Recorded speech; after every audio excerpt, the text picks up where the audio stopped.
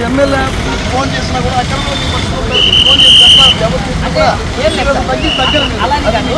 అంటే కొంతమంది ఏం చేస్తారంటే బండ్లు ఆపేసి మాకు అంటారు, కానీ మీరు లోగరు ఫ్రెండ్స్ మనం చూస్తున్నాం కదా నెల్లూరులో ఈసారి ఏంటంటే ఎవరైనా సరే ఎమ్మెల్యే తెలుసు అని చెప్పినా కూడా తగ్గరు. ఏంటంటే ఖచ్చితంగా రూల్స్ పాటించాలి, లైసెన్స్ ఉండాలి, లేదా కేసు రాస్తామని చెప్పి ఖచ్చితంగా కేసు రాస్తారు.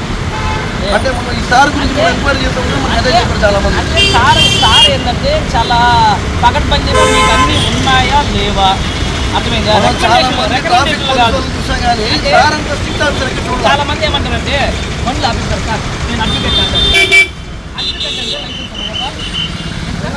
కొంతమంది మీడియా అని చెప్పుకుంటారు కూడా లైసెన్స్ ఉండాల్సిందే. ఎందుకంటే మీరు కొంతమంది పోలీసు వాళ్ళని కూడా ఆపేసి మీకు ఏంది మీరు ట్రిపుల్ రైడింగ్లో పోతారని చాలా సందర్భాల్లో మీరు పోలీసు వాళ్ళకి కూడా ఫైన్ వేసిన సందర్భాలు ఉన్నాయి. మీకు గుర్తుందా సార్?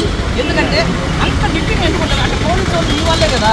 అట్లా అని కాదు, పోలీసు యాక్సిడెంట్ జరిగినా పోలీసులు కూడా చెప్పలేదు.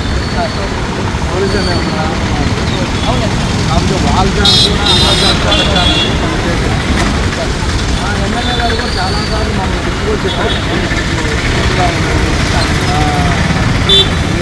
కరెక్ట్గా చాలాసార్లు చెప్పడం జరిగింది.